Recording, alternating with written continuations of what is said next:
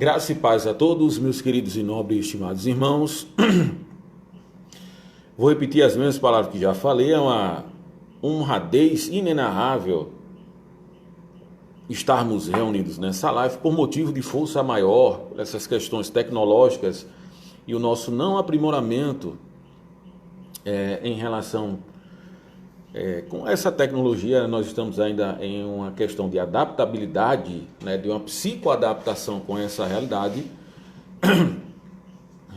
Nós iremos iniciar com 1 hora de atraso a nossa live por uma questão de comunicabilidade que houve. Isso acontece nas melhores famílias. Nós iremos iniciar a nossa live nesse momento sobre uma questão propedêutica do livro de Lucas. Nós vamos apresentar algumas coisas muito interessantes com relação à apresentação do Evangelho segundo Lucas, para que possamos, da melhor maneira possível, continuarmos com as nossas aulas com relação ao Novo Testamento. Desde já, se tiver algum aluno também que esteja aqui na nossa live, que se manifeste talvez com relação ao áudio, alguma questão que não esteja, de certa forma, que esteja comprometendo essa questão dessa sintonia via internet.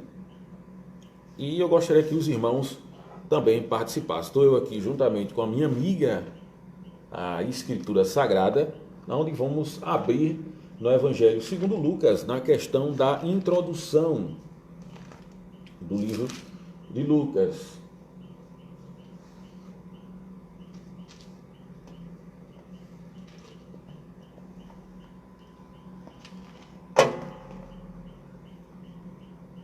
Vamos orar iniciando a nossa live, para que Deus... A nossa live é totalmente doxológica.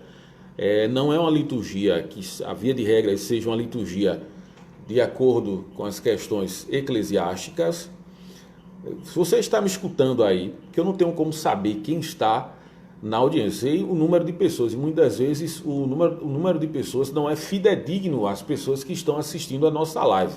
Eu gostaria de saber, se você estiver me escutando, se você estiver participando da live, se você está me escutando de forma audível, de forma clara, de forma objetiva. Se você estiver, desde já eu agradeço e gostaria que você também se comunicasse. Vamos orar agradecendo. Amém, meu irmão José Carlos. Você está me escutando de forma bem audível, meu irmão José Carlos, com relação ao áudio que está saindo, lógico, daqui da nossa live. Tem 4 pessoas. Se você estiver me escutando, faça, curta alguma coisa desse tipo, aí para que eu possa entender.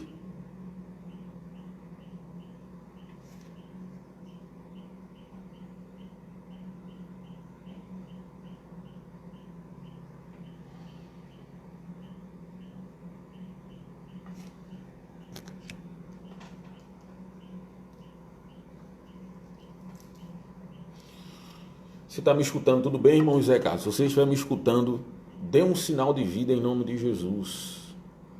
Vou mandar alguns sinais aqui. Vamos orar agradecendo a Deus por esse momento na nossa vida. Maravilhoso Deus e eterno Pai, graças te damos, Jesus, pela tua tão grande misericórdia em nossas vidas. Estende a tua mão santa e maravilhosa sobre nós, para que possamos em breve tempo expor a verdade do livro do Evangelho segundo Lucas. Nos ajuda, Senhor, com a tua graça. Perdoa as nossas fraquezas. Em nome do teu Filho amado, Jesus Cristo, eis que nós te oramos e nós te agradecemos. Em nome de Jesus Cristo. Amém. Amém? Vamos lá, vamos dar início ao Evangelho segundo Lucas. Bem, nós vamos passar hoje sobre a questão propedêutica do Evangelho segundo Lucas. Algumas coisas de forma introdutória. Nas próximas aulas, muito obrigado, irmão Zé Carlos. Nas próximas aulas, aqui nós teremos ou mais uma ou mais 2 aulas relacionadas ao Evangelho segundo Lucas, e nós iremos passar nesse pouco tempo algumas questões com relação. César Paulino, um abraço também, meu irmão, em nome de Jesus. Desde já quero agradecer a todas as pessoas, desde a FATEADEG, o corpo docente da FATEADEG, desde as questões da diretoria da faculdade, que tem de forma onerosa trabalhado para que nós estejamos aqui de forma profícua e que as pessoas não possam perder essa percepção academicista que a FATEA 10 tem dado, com a relevância teológica, com piedade. Tá certo? A minha esposa, também incentivadora, mor para que tudo aconteça, e minha mãe querida, que é a nossa melhor acompanhante aqui dos nossos estudos, tá certo? Aqui da faculdade. Embora que não seja registrada como aluna, mas ela é a nossa aluna da prateleira de cima, tá certo, meus irmãos? Estão ficando um pouco rouco, não sei uma motivação, mas nós iremos aqui observarmos algumas coisas. Primeiro, o Evangelho Lucas, ao que tudo indica a nossa tradição, Lucas, ele é um homem de origem grega e não gentílica, origem grega, gentílica, não de origem semítica ou judia.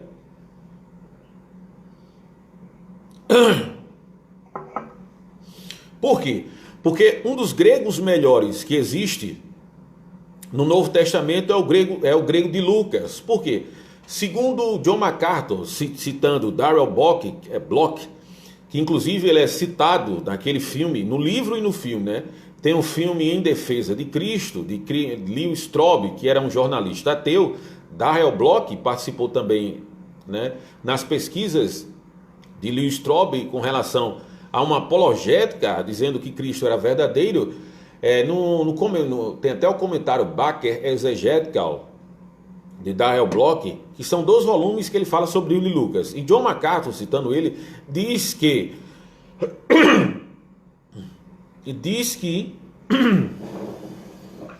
o Evangelho de Lucas, ele cobre um dos melhores gregos que existe no Novo Testamento. Só uma pessoa totalmente habitual com aquele grego, ou de fala, né, do seu nascimento, é que poderia escrever com aquele grego tão profícuo. Por quê? Você sabe que a maioria dos escritores do Novo Testamento, os apóstolos, eles eram de origem semítica, totalmente. E as demais pessoas também que tiveram o poder de confecção do Novo Testamento são pessoas que tiveram, na sua maioria, de origem semítica. O apóstolo Paulo, que escreveu 13 cartas, e dos demais evangelhos e as epístolas gerais, junto com o Apocalipse, a maioria deles foram pessoas de origem judia, de origem semítica. Só uma pessoa que tinha uma habitualidade. Uma coisa é uma pessoa que nasceu no Brasil, escrever sobre o Brasil e falar com esse português aqui nato do Brasil. E outra coisa é uma pessoa que com 30 anos veio para o Brasil e escrever. Não escreve com tanta naturalidade do que uma pessoa que já nasceu aqui no Brasil. Outra coisa sobre o Evangelho de Lucas que devemos levar em consideração nessa propedêutica é que ele foi escrito, ele cobriu mais de 6 décadas, né? Mais de 60 anos, desde o nascimento de João Batista até Paulo na cadeia em Atos, capítulo 28. Ele cobre, né? Ele é o maior historiador da igreja antes de Eusébio Cesareia, no 4º século, que escreve história da igreja. Lucas é a pessoa que confeccionou 1/3 da literatura existente no Novo Testamento. Ele é o que mais escreveu, e a cobertura dos seus escritos são mais de 6 décadas sendo cobertos através do primeiro tratado que nós entendemos sobre o Evangelho e também aquilo que nós entendemos no livro de Atos. Todos os 2 livros, ele tem um caráter estritamente histórico e não doutrinário. O que é isso?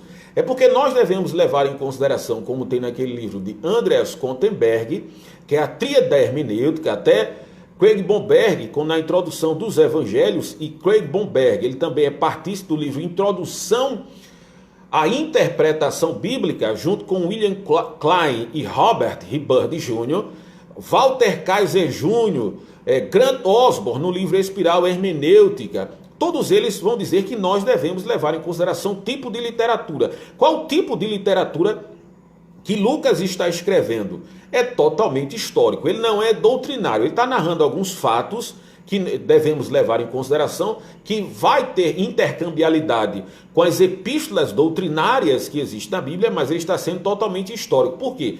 Todo historiador que se preza, ele deve levar em consideração a sua impessoalidade. Ele não pode ser discricionário em alguns fatos e outros não. Ele não pode levar sobre si o seu coração sobre estas questões. Ele tem que levar essas questões aquilo que são fatos fidedignos e verdadeiros. Não pode ser omisso com os fatos relevantes, mas ele deve colocar em prática tudo isso. Por quê? Porque quando nós colocamos os nossos corações, como não existe parcialidade em nosso coração, e nós tentamos dosimetrar tudo isso segundo a nossa própria verdade. Lucas não. Lucas, ele é um ótimo historiador. Para você ter ideia, os lugares que Lucas cita são mais de 60 lugares. E a história moderna tentou cobrir para ver se existia alguma falsidade sobre esses fatos.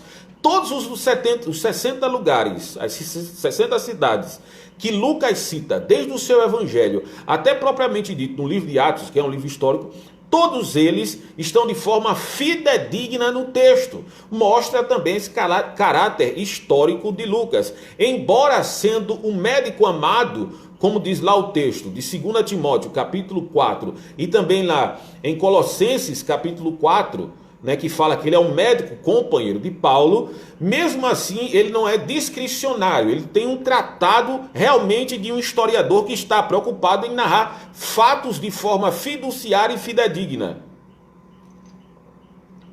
Eu estou um pouco mal da garganta, por isso que eu estou bebendo água o tempo todo, tá certo, meus irmãos? Outra coisa, o Evangelho de Lucas, segundo o comentário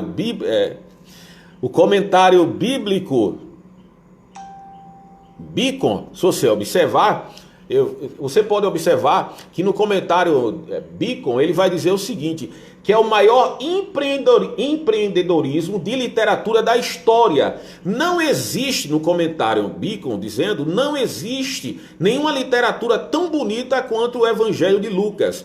O Evangelho de Lucas, coloquem isso na cabeça, por favor, que vai ser objeto de trabalho e pesquisa e exercício para todas as pessoas que são partícipes da FATEADEG. Observem o seguinte, o livro de Lucas, ele quer tratar Jesus como homem perfeito, enquanto Mateus quer tratar Jesus como rei, Marcos quer relatar Jesus como servo, o Evangelho de Lucas, ele trabalha de forma cristológica, como nosso querido e amado Oscar Cumann, no seu livro Cristologia do Novo Testamento. Um abraço à irmã Érica, que é Cristologia do Novo Testamento. Oscar Cumann, ele diz o seguinte, que o Evangelho de Lucas quer tratar Jesus como filho do homem. Embora que essa literatura apareça, um homem perfeito, embora que essa literatura apareça em todos os outros evangelhos sinóticos, até no Evangelho de João, a expressão máxima que aparece no livro de Lucas é filho do homem. Não é filho do homem como Ezequiel é colocado quando Deus se dirige a ele chamando ele de filho do homem. Ali na ideia de filho do homem é a ideia do filho de Adão. A teologia de Adão é que todas as pessoas descendentes de Adão são pessoas que são pecadoras. É aquilo que diz Romanos 3:23.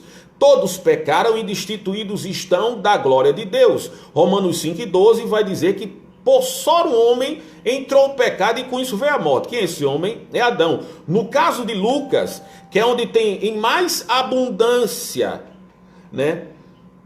de forma mais ampla essa titularidade do Filho do Homem, que nós sabemos que a ideia é um título messiânico. Você pode ver isso também no livro de Cristologia de Oscar Cumann do Novo Testamento. No 2º capítulo ele trata essa ideia do Filho do Homem, que é o Ebed Yavé. O que é o Filho do Homem? É aquilo que está positivado no livro de Daniel, capítulo 7, número 13 e 14. Ele diz o seguinte: enquanto eu estava nas minhas visões de noite, apareceu um vindo nas nuvens como filho do homem, e foi levado à presença do ancião de dias, e foi-lhe dado domínio, honra, glória e poder, e o seu reino é sempre eterno e não terá fim, enquanto os reinos anteriores, que são o reino babilônico, do Império Medo-Persa, do Império Grego e Império Romano, todos eles, naquela visão de Daniel, iriam cair. O Império do Filho do Homem, que é um título messiânico, não teria fim. Aqui no livro de Lucas ele cita mais de 80 vezes, existe mais de 80 vezes esse livro citado no Novo Testamento, e a maioria delas, dessas citações veterotestamentárias, desses títulos cristológicos, eles estão mais citados no livro de Lucas. Por quê? Lucas, ele quer relatar Jesus como um homem perfeito, mesmo sendo Deus, mesmo estando na ambiência da eternidade, ele também é o homem perfeito, é o homem que não tem pecado. Por isso que o Evangelho segundo Lucas, ele relata mais parábolas relacionadas à questão da humanidade das pessoas. É um evangelho mais relacionado às questões humanas. E o evangelho de Lucas é um evangelho que realmente é um evangelho direcionado primariamente aos gentios. Por isso nós vemos na introdução que a carta é destinada a um certo homem chamado Teófilo, né? É um certo homem chamado Teófilo. Vamos lá, pegue a sua Bíblia, por favor. Nós vamos ler aqui essa citação inicial com relação à direção, né, à autoria de Lucas, e para quem ele está direcionando este primeiro volume que quer abarcar o início do ministério de Jesus na vida do nascimento de João Batista até o livro de Atos. Vamos lá. Diz assim, capítulo 1, verso 1 do Evangelho segundo Lucas, diz o seguinte: visto que muitos já se dedicaram a fazer uma narração das coisas que entre nós se realizaram, segundo lhes foi transmitido por aqueles que desde o princípio foram deles testemunhas oculares e ministros das palavras, pareceu-me também conveniente escrever-te, ó excelentíssimo Teófilo, uma narrativa ordenada, havendo-me já informado minuciosamente de tudo desde o princípio, para que conheças a certeza das coisas de que já estáis informados. Veja só, no comentário, até na introdução do comentário Beacon, ele vai dizer o seguinte: a prova é clara que inicialmente esse evangelho é direcionado aos gentios por esse motivo. É direcionado a Teófilo. A palavra utilizada, ó excelente, Teófilo, que é cráticos, isso é um superlativo da palavra kratos, que quer dizer poder. Essa palavra cráticos, ela é citada 4 vezes, todas as vezes que são citadas, elas são citadas pela pena do nosso querido e amado médico Lucas. 3 delas no livro de Atos, 2 delas são citações de Paulo na defesa contra Félix e contra Festo. Ele cita, falando essas pessoas que são pessoas que ocupam cargos públicos do Império Romano, chama de ó excelentíssimo. No dicionário de Moulton Gramatical, né, citado no site Studlight, ele diz o seguinte: ele diz que, citando um tal de Zaham, ele diz o seguinte: nos 2 primeiros séculos, essa palavra nunca foi colocada para nenhum cristão, entre um cristão e outro. Essa saudação sempre foi dada para pessoas que ocuparam cargos públicos. Por exemplo, o melhor dicionário grego que nós temos até hoje, que não está traduzido em português, que é o dicionário de Lyndall Scott Jones, que é 2 pessoas que fizeram essa gramática grega, esse dicionário grego.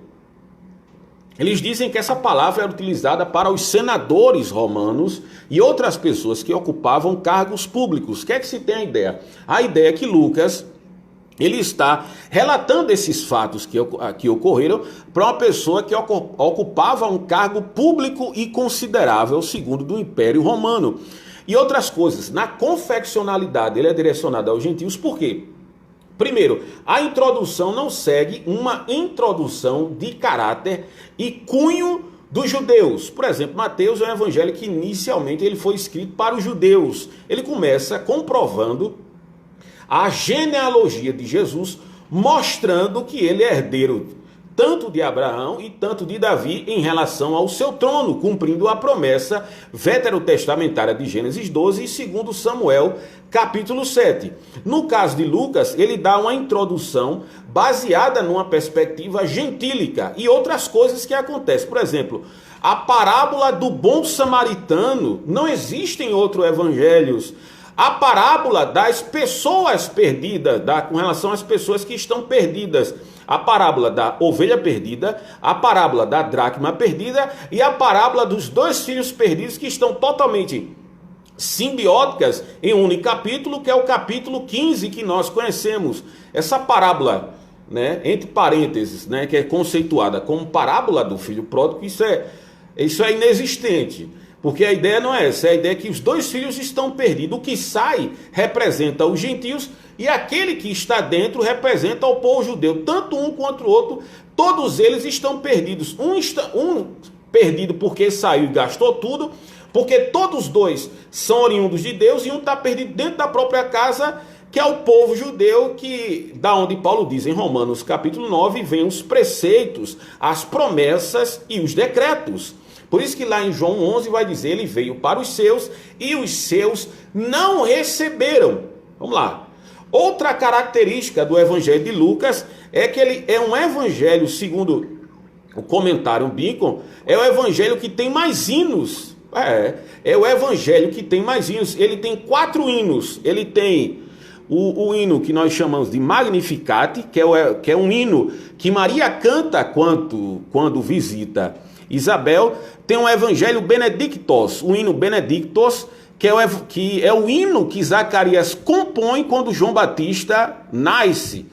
Tem o hino Nunc Dinamus, que é quando Simeão apresenta Jesus e ele louva a Deus. E tem também o Glória in Excelsus, que é quando os anjos cantam e os pastores cantam a partir do nascimento de Jesus. É um evangelho que carrega dentro de si essa ideia de louvor a Deus, de tecer um ódio a Deus por aquilo que ele fez no nascimento de João Batista, no nascimento de Jesus, na questão relacionada à apresentação de Jesus, e isso aclopa os 3 primeiros capítulos que nós observamos, esses louvores a Deus. Por isso que o Salmo 150 vai dizer que todos que têm fôlego, todos eles devem louvar ao Senhor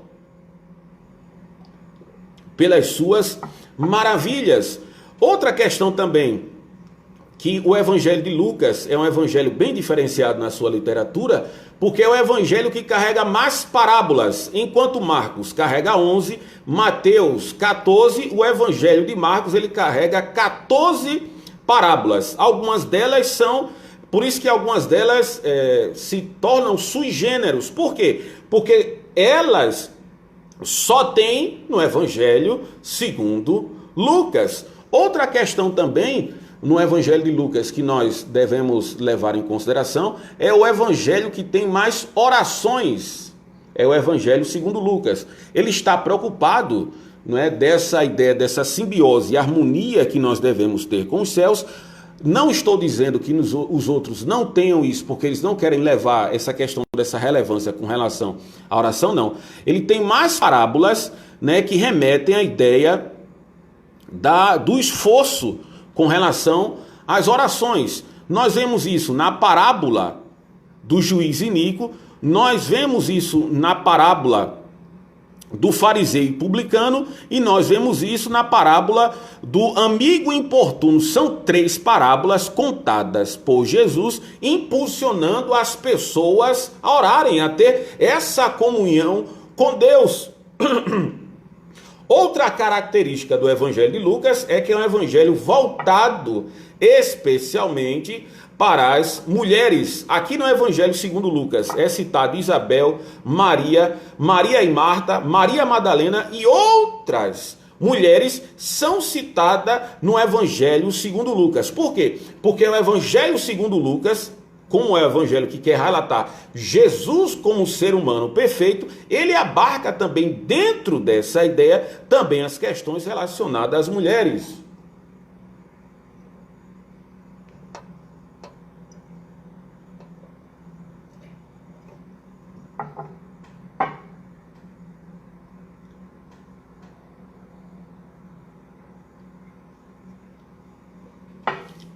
E o evangelho de Lucas, ele tem a ideia de um evangelho que pode trazer um evangelho para todas as pessoas. As parábolas demonstram isso. Parábola do bom samaritano. Todos nós sabemos, no contexto, no background do que foi escrito o Novo Testamento, nós sabemos que existia uma rixa, uma guerra fria entre os samaritanos e entre o povo judeu. Nós vemos isso também em João capítulo 4, quando nós observamos a mulher samaritana. Uma parábola do bom samaritano, que Jesus em Lucas 10 está falando para os escribas sobre quem é o meu próximo, e mostra que as pessoas que existiam com cargo público ali em Jericó, que passavam um sacerdote e não deu passou de largo, um levita também que passou de largo, e depois passa um samaritano e cuida daquele homem que foi totalmente que pelos ladrões foi deixado ser morto, quer mostrar, perdão, devido à minha voz, estou um pouco rouco, está muito ruim me comunicar, mas o evangelho de Lucas, ele quer mostrar um evangelho para todas as pessoas, não só para o povo judeu, mas um evangelho relacionado para todas as pessoas. A questão do que nós conhecemos como filho pródigo, a parábola do filho perdido que saiu de casa, né, que saiu do redil do seu pai e gastou tudo naquilo que tornou o seu estado de um estado de miserabilidade total, mostra essa questão da universalização com relação ao seu evangelho. Lá no comentário, no comentário de Craig Blomberg, na introdução do evangelho de Craig Blomberg, ele vai dizer que o evangelho de Lucas, embora ele sendo gentil, ele está familiarizado com aquilo que nós chamamos da tríade do Antigo Testamento. Lá em Lucas 24, 44, lá no caminho de Emaús, perdão, meus irmãos, lá no caminho de Emaús, ele está mostrando a composição do Antigo Testamento, da questão do cânon do Antigo Testamento, numa perspectiva judia. Ele cita que tudo aquilo que aconteceu com o Filho do Homem aconteceu em Moisés, que representa a Torá, nos profetas e nos Salmos. Salmos é o primeiro livro dos querubins, porque nós sabemos, quem estudou comigo o Antigo Testamento no ano passado, nós sabemos da composição do Antigo Testamento, como os judeus acreditavam no primeiro e segundo século. Nós vemos isso na composição em Filo de Alexandria, que é um filósofo que tenta casar e conjugar o judaísmo antigo com a filosofia romana, dizendo que os filósofos, de certa forma, eles estavam íntimos com a realidade do Antigo Testamento, e também com Flávio Josefo, um livro que nós conhecemos como História dos Judeus, História dos Judeus, que é também com relação contra Ápio, mostrando os escritos sagrados dos judeus, que é um método mnemônico, né? Que nós chamamos do Tanakh, Tá representando a Torá, o Na representando os profetas Neviim e o K, né, representando os Ketubins, que são os livros históricos. O Evangelho segundo Lucas, ele traz também outra particularidade, mostrando a humanidade de Jesus. É o único evangelho que narra a questão da infância de Jesus, e ele cumprindo tudo aquilo que se dizia na lei judaica, onde mostra Jesus com 12 anos de idade, subindo ao templo juntamente com sua família. E outra coisa, debatendo com pessoas das estirpes maiores das questões dos partidos entre os fariseus e os saduceus. Flávio Josefo diz também que quando ele tinha 12 anos, alguns escribas, né, devido ao seu alto grau de conhecimento, vinham a ele a perguntar alguma coisa. Jesus, com 12 anos de idade, ele vai à festa da Páscoa juntamente com a sua família e está debatendo com o povo. Lucas 2,52 diz que Jesus crescia em graça e conhecimento diante de Deus e diante dos homens. O Evangelho de Lucas, ele abarca 80 versículos no capítulo 1, mostrando a questão do nascimento de João Batista, o nascimento de João Batista, que nós sabemos que ele está cumprindo aquilo que se diz tanto em Malaquias, tanto no capítulo 2 Isaías. Eis que vou adiante de ti, Isaías 43, não é? Endireitarei os caminhos tortuosos, quebrarei os portões de ferro e despedaçarei os ferrolhos de bronze. Essa é a ideia do livro de Isaías com relação a João Batista. Também Isaías 40, verso 3, né? Todo vale será aterrado, todo monte e outeiro será batido, e aquilo que está torcido se endireitará, e aquilo que é áspero se aplanará, porque a boca do Senhor, quem o disse? Começa com 2 milagres, os nascimentos. Primeiro, o milagre de 2 anciãos, embora sendo sacerdotes, Zacarias e a sua esposa Isabel. Isabel no original quer dizer serva do Senhor, e Zacarias quer dizer Deus se lembrou. Diz o texto sagrado que quando Zacarias entrou no templo para oferecer um incenso, aparece um anjo do lado direito do incensário e diz: Zacarias, a tua oração foi respondida. Agora imagine só. Você sabe que o contexto do Novo Testamento, como do Antigo Testamento, abarcava uma ideia muito errônea de que uma mulher que não tivesse filho era uma mulher que era amaldiçoada juntamente com a sua família. Ora, Lucas diz no texto que eram 2 pessoas justas, tanto Zacarias, tanto Isabel. E nesse contexto ele não tinha filhos. Coisa interessante, mesmo sendo justo diante de Deus, e diz: a tua oração foi respondida. Imagina quanto tempo tanto Isabel quanto Zacarias passaram orando para ter um filho. Passa-se a ideia, né, de que eles eram pessoas com mais de 50 anos até serem sexagenários, né, terem até 60 anos, mas de lá o texto que, no caso, Isabel ficou grávida sendo uma pessoa idosa, rememorando as mesmas promessas do patriarca Abraão. Diz lá o texto sagrado, quem visitou Zacarias foi o anjo Gabriel, que no original quer dizer mensageiro do Senhor.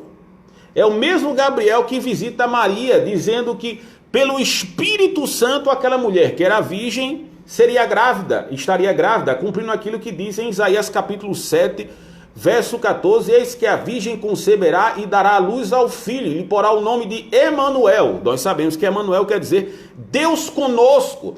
Enquanto no Antigo Testamento Deus conosco era através do tabernáculo, através de questões tipológicas, agora o próprio Deus está encarnado, feito homem, através de uma mulher que era virgem, que é a questão até que diz o texto lá em Marcos, no final do seu capítulo 1, dizendo que até enquanto Jesus não nasceu, José não conheceu no original é ter intimidade, não conheceu Maria. Diz o texto sagrado que nas montanhas, quando Maria foi visitar Isabel, quando ela saudou Isabel com 6 meses de gravidez, diz o texto sagrado, que João Batista nós sabemos é 6 meses mais velho do que Jesus, quando ela saudou Isabel, diz o texto que a criança que estava no ventre de Isabel foi cheia do Espírito Santo,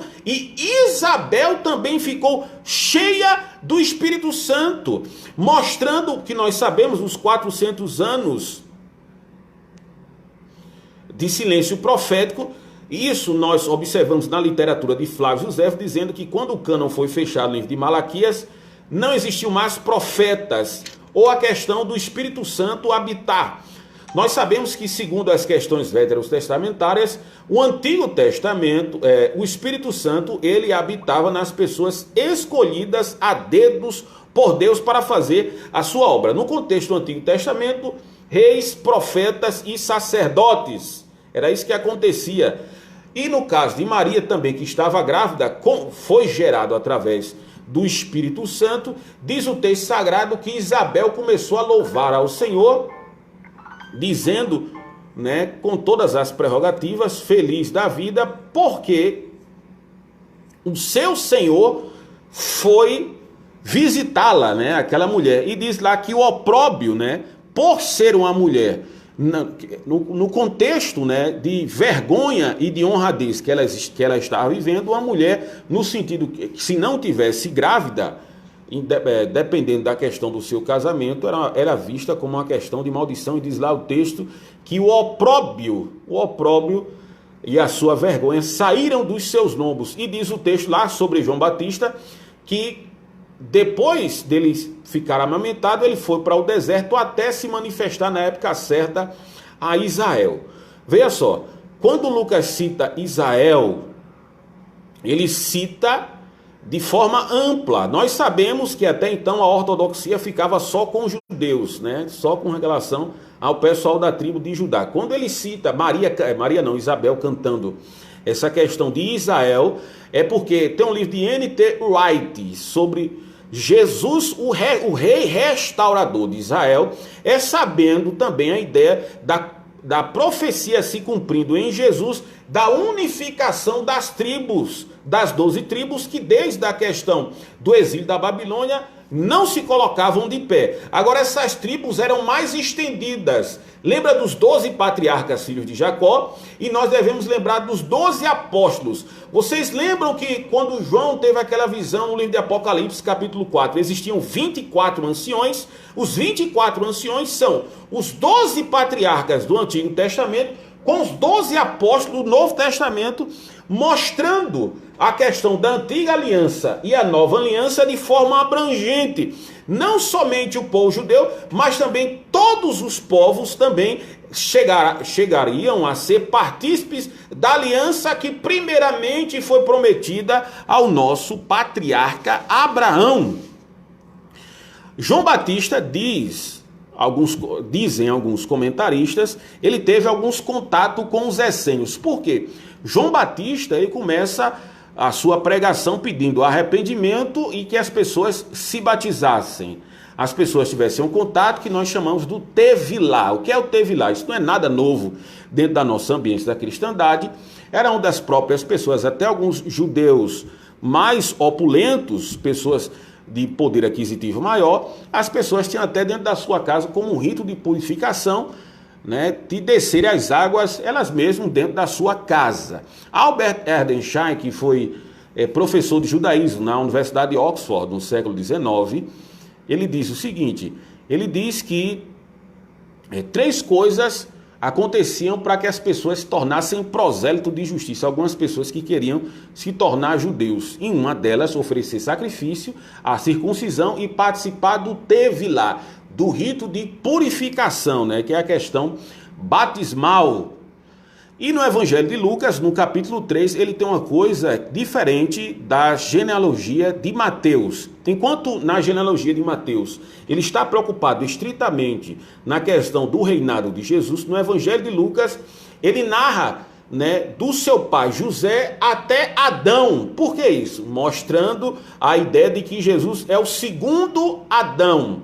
No livro de Cristologia de Oscar, como ele diz que existia uma ideia sobre essa questão do Adão perfeito. Quando diz, não, é uma lenda, por favor, não entendam como compêndio doutrinário, façamos o homem a nossa imagem e semelhança de Gênesis 1:27.